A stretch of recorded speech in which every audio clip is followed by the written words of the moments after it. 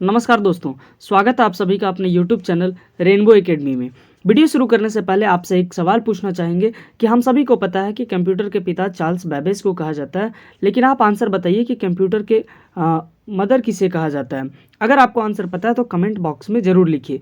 तो आज का जो वीडियो है वो कंप्यूटर का उद्भव और विकास पे रहने वाला है। इससे पहले कंप्यूटर का एक और लेक्चर हो चुका है, उसका लिंक डिस्क्रिप्शन में दिया हुआ है।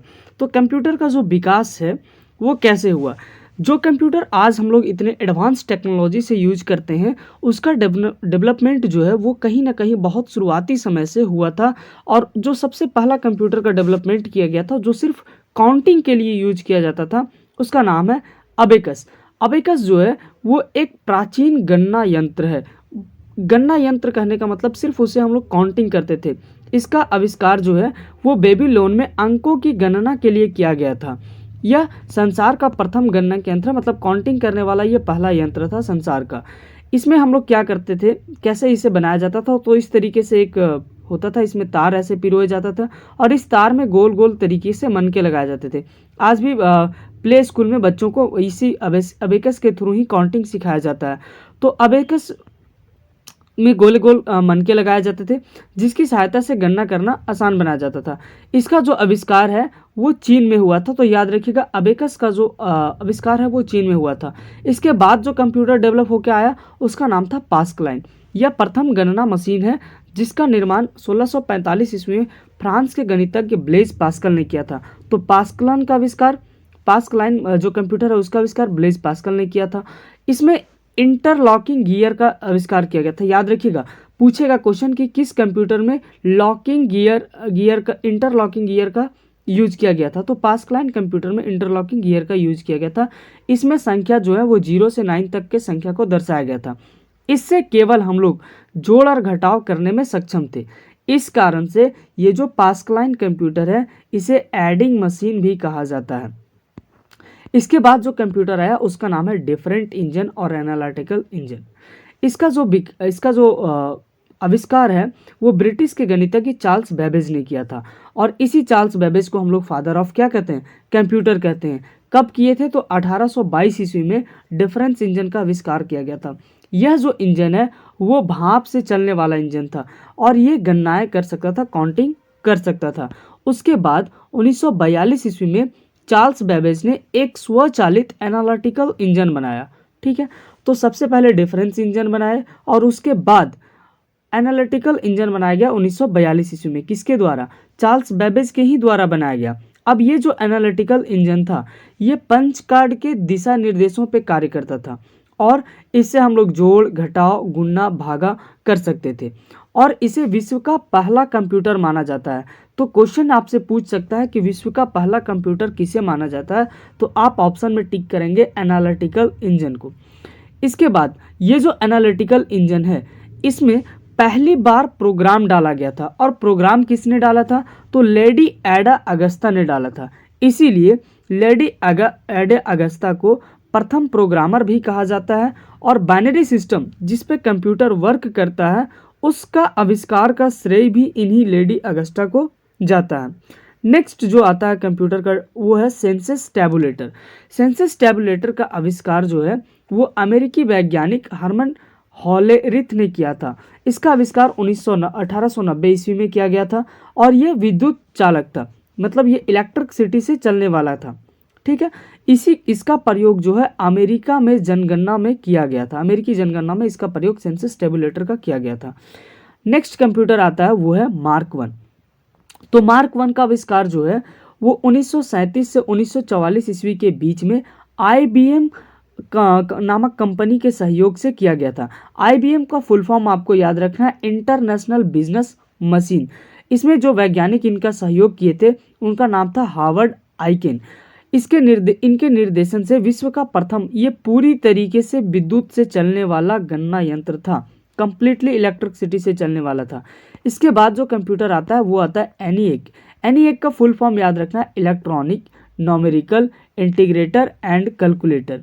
इसका आविष्कार जो है वो 1946 ईस्वी में अमेरिका वैज्ञानिक JP एरकट के द्वारा तथा जॉन मुचली के ने सामान्य कार्यों के लिए इसका आविष्कार किया था। ये फुल्ली इलेक्ट्रॉनिक डिजिटल कंप्यूटर था। ठीक है, जिसका नाम इन्होंने क्या दिया, ENIAC रखा। ENIAC का फुल फॉर्म याद रखना। इसके बाद जो कंप्यूटर आया वो है IDVAC। IDVAC का पूरा नाम था electronic discrete variable automatic computer.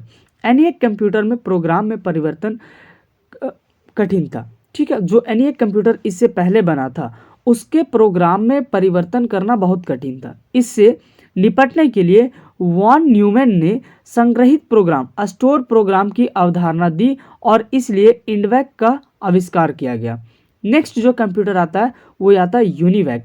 UNIVAC का पूरा नाम है यूनिवर्सल ऑटोमेटिक कंप्यूटर। यह प्रथम व्यापारिक कंप्यूटर था, ठीक है। इसका जो निर्माण था 1954 ईस्वी में GEC जनरल इलेक्ट्रॉनिक कॉरपोरेशन के द्वारा किया गया था। नेक्स्ट कंप्यूटर है माइक्रो प्रोसेसर। इसे 1970 ईस्वी में इंटेल कंपनी द्वारा बनाया गया था। इंटेल 4004 कंप्यूटर के क्षेत्र में क्रांति लाने का काम किया था। तो इंटेल किसने कंप्यूटर में लाने का प्रोग्रामिंग में काम किया था, तो इंटेल 4004। इसके छोटे आकार, इससे जो है जब ये इंटेल 4004 आ गया था तो इससे जो है कंप्यूटर के छोटे आकार का निर्माण संभव हुआ। इससे पहले जो कंप्यूटर बनते थे वो बहुत बड़े आकार के साइज में होते थे, जिसे एक जगह से दूसरे जगह ले जाना बहुत कठिन होता था। और जब ये इंटेल आ गया तो इससे के बाद कंप्यूटर का जो निर्माण है वो छोटा हो गया। नेक्स्ट जो कंप्यूटर आता है वो एप्पल II है। 1977 ईस्वी में प्रथम व्यावसायिक माइक्रो कंप्यूटर का उपयोग किया गया था। नेक्स्ट जो हमारा टॉपिक रहने वाला है वो है कंप्यूटर के विकास का वर्गीकरण। तो कंप्यूटर का जो विकास हुआ ये तो हम लोग देख लिए कि कैसे कैसे कंप्यूटर का विकास हुआ। अब इसका हम लोग वर्गीकरण करते हैं और वर्गीकरण इसका 3 तरीके से करते हैं। एक हार्डवेयर के उपयोग के आधार पे करते हैं, दूसरा कार्य पद्धति के आधार पे करते हैं और आकार के आधार पे करते हैं। तो हार्डवेयर के आधार पे पहली पीढ़ी कंप्यूटर, दूसरी पीढ़ी कंप्यूटर, तीसरी पीढ़ी कंप्यूटर, चौथी पीढ़ी कंप्यूटर, 5वीं पीढ़ी का कंप्यूटर तक हम लोग डिस्कस करेंगे। और कार्य पद्धति के आधार पे 3 कंप्यूटर डिस्कस करेंगे, एनालॉग, डिजिटल और हाइब्रिड कंप्यूटर। और आकार के आधार पे 4 डिस्कस करेंगे, main frame computer, mini computer, micro computer और सुपर कंप्यूटर। तो आज के इस लेक्चर में सिर्फ हम लोग हार्डवेयर के उपयोग के आधार पे पहली से लेकर 5वीं पीढ़ी तक के कंप्यूटर को डिस्कस करेंगे और इसके नेक्स्ट वीडियो में हम लोग कार्य पद्धति और आकार के आधार पे डिस्कस करेंगे।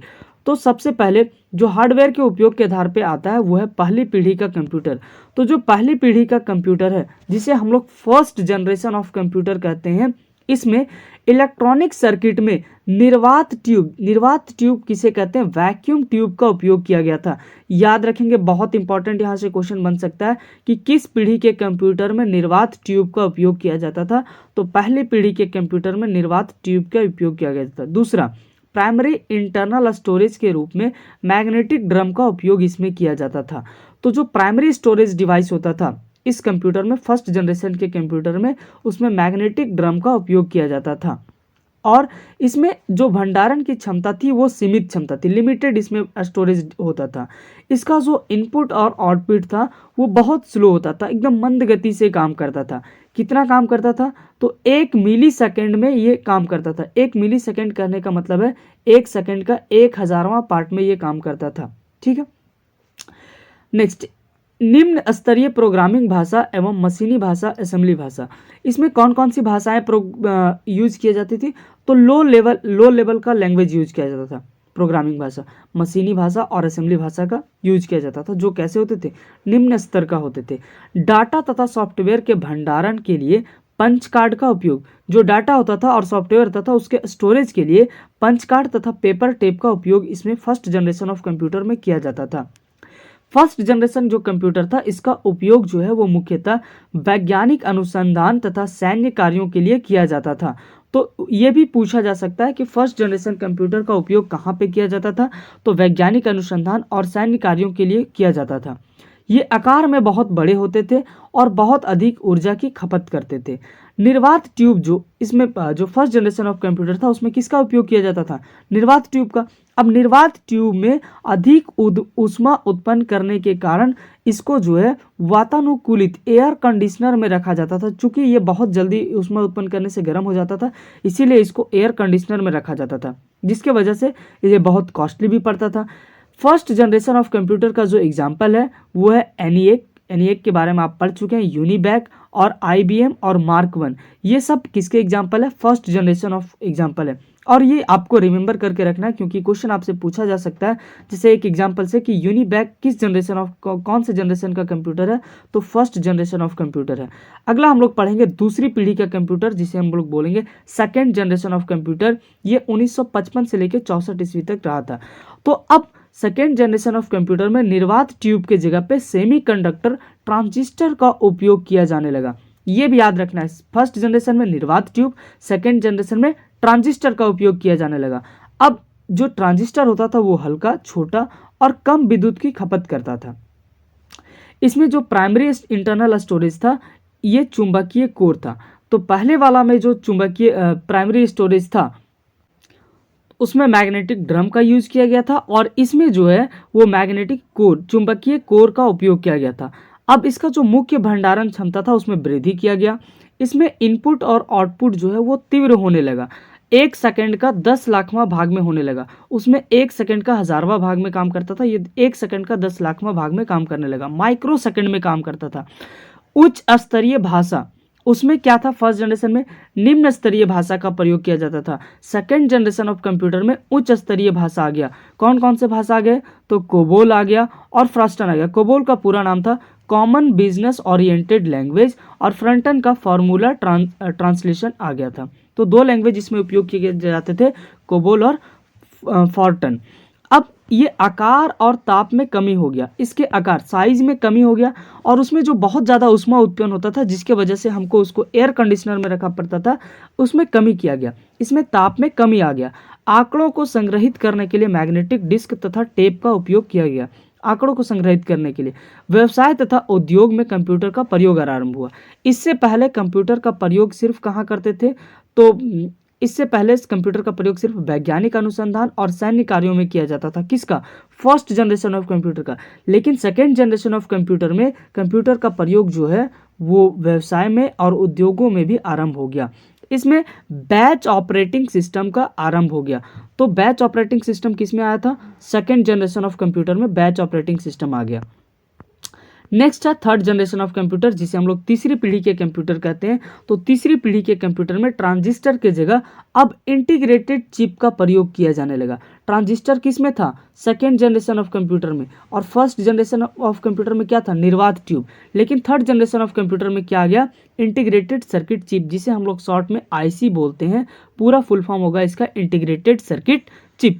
तो कंप्यूटर के सिलेबस में आपको फुल फॉर्म भी पढ़ना है, तो यहीं से आप इसे कंप्लीट करेंगे कि IC का फुल फॉर्म क्या होगा, इंटीग्रेटेड सर्किट चिप का प्रयोग होने लगा किसमें, थर्ड जनरेशन ऑफ कंप्यूटर में। और इनपुट और आउटपुट का उपकरण के रूप में, देखिए इनपुट और आउटपुट आपको अगले क्लास में पढ़ाएंगे कि इनपुट डिवाइस क्या है, आउटपुट डिवाइस क्या है। यहाँ पे आप इतना समझिए कि इनपुट और आउटपुट जो उपकरण थे, जो डिवाइस थे, वो अलग अलग हो गए, जिससे हमको कंप्यूटर में इनपुट देना बहुत आसानी हो गया। फॉर एग्जाम्पल इनपुट के लिए कीबोर्ड आ गया।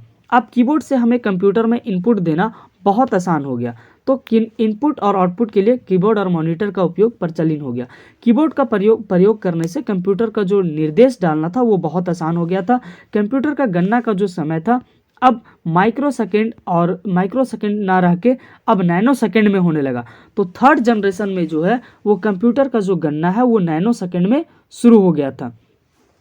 अब इसमें कंप्यूटर का यूज व्यावसायिक के तौर पे उसके साथ साथ अब व्यक्तिगत यूज भी, मतलब पर्सनल यूज भी शुरू हो गया। तो थर्ड जनरेशन ऑफ कंप्यूटर से ही लोग कंप्यूटर का व्यक्तिगत यूज शुरू कर दिए थे। इसमें उच्च स्तरीय भाषा का प्रयोग किया गया था। कौन कौन से भाषा थे, तो भाषा था PL फर्स्ट, पास्कल भाषा और बेसिक भाषा का उपयोग किया गया था। इसमें उच्च स्तरीय भाषा था ये। टाइम शेयरिंग ऑपरेटिंग सिस्टम का विकास हुआ था। थर्ड जनरेशन ऑफ कंप्यूटर में टाइम शेयरिंग ऑपरेटिंग सिस्टम का विकास हुआ। नेक्स्ट है चौथी पीढ़ी का कंप्यूटर। तो चौथी पीढ़ी के कंप्यूटर को माइक्रो प्रोसेसर का प्रयोग किया गया था। माइक्रो प्रोसेसर का उपयोग किस में किया गया था, चौथी पीढ़ी के कंप्यूटर में किया गया था। इसमें LSI जिसे हम लोग लार्ज स्केल इंटीग्रेशन और VLSI very large scale integration से माइक्रो प्रोसेसर की क्षमता में क्या हो गई थी, वृद्धि हो गई थी। LSI का पूरा नाम याद रखिएगा, लार्ज स्केल इंटीग्रेशन, और सिर्फ इसमें भी जोड़ देंगे तो VLSI हो जाएगा, वेरी लार्ज स्केल इंटीग्रेशन। दोनों का फुल फॉर्म बहुत आसान है। माइक्रो प्रोसेसर का विकास जो है वो M.E. हॉफ ने 1971 ईस्वी में किया था। तो ये भी याद रखिएगा कि माइक्रो प्रोसेसर का डेवलपमेंट किसने किया था, तो M.E. हॉफ 1971 ईस्वी में किए थे। कंप्यूटर का जो गणना है अब पिको सेकंड में किया जाने लगा, ठीक है, माइक्रो सेकंड से भी हट गया। अब कंप्यूटर का गणना चौथी पीढ़ी में पिको सेकंड में होने लगा। आगे बोलता है कि उच्च गति वाले कंप्यूटर नेटवर्क जैसे लैन और वैन का विकास हुआ। ये क्या थे, कंप्यूटर के नेटवर्क थे उच्च गति वाले, हाई स्पीड वाले नेटवर्क का विकास हुआ लैन और वैन का। 1981 में IBM का पहले भी आपको फुल फॉर्म बता चुके हैं कि इंटरनेशनल बिजनेस जो मशीन की कंपनी थी ने माइक्रो कंप्यूटर का आविष्कार किया, जिसे हम लोग क्या कहते हैं, पीसी कहते हैं। और पीसी का पूरा फुल फॉर्म क्या होता है, पर्सनल कंप्यूटर का विकास किया था किसने, IBM ने, इंटरनेशनल बिजनेस मशीन ने। ऑपरेटिंग सिस्टम में हम लोग MS DOS, माइक्रोसॉफ्ट विंडो और Apple operating system Apple OS का इसमें उपयोग हुआ था। किसमें, चौथी पीढ़ी के कंप्यूटर में ये चीज़ें आई थी। कौन कौन, MS DOS, माइक्रोसॉफ्ट विंडोज और एप्पल का OS। उच्च स्तरीय भाषा में कौन सी भाषा, सी भाषा का विकास हुआ। और आज हम लोग कंप्यूटर का सबसे उच्च भाषा C++ तक हम लोग पहुंच गए। तो सबसे पहले जो है वो सी भाषा का डेवलपमेंट हुआ था। तो सी भाषा का डेवलपमेंट जो है वो चौथी पीढ़ी के कंप्यूटर में किया गया था। अगला है पांचवी पीढ़ी का कंप्यूटर, इसमें ULSI, ultra large scale integration, उसमें क्या था, VLSI, very large scale integration. और इसमें पांचवी पीढ़ी में अल्ट्रा लार्ज स्केल इंटीग्रेशन तथा सुपर लार्ज स्केल इंटीग्रेशन से करोड़ों इलेक्ट्रॉनिक उपकरण से युक्त माइक्रो प्रोसेसर चिप का विकास हुआ। मल्टीमीडिया तथा एनिमेशन के कारण, मल्टीमीडिया आपके कंप्यूटर में क्या है, मल्टीमीडिया आ गया। तो मल्टीमीडिया और एनिमेशन के कारण कंप्यूटर का जो है वो शिक्षा और मनोरंजन के क्षेत्र में भरपूर उपयोग किया जाने लगा।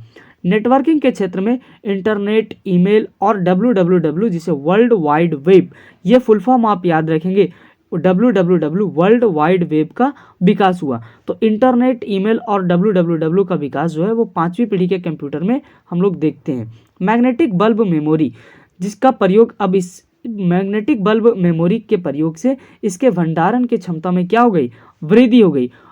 पांचवी पीढ़ी के कंप्यूटर का example IBM notebook, Pentium PC, super computer, ये सब पांचवी फिफ्थ जनरेशन ऑफ कंप्यूटर के क्या हैं, एग्जाम्पल हैं। तो आगे के लेक्चर में बाकी जो बचा है कार्य पद्धति के आधार पे और आकार के आधार पे उसको हम लोग डिस्कस करेंगे। अगर आपको वीडियो पसंद आया हो तो लाइक करें, शेयर करें और चैनल को सब्सक्राइब कर लें। Thank you.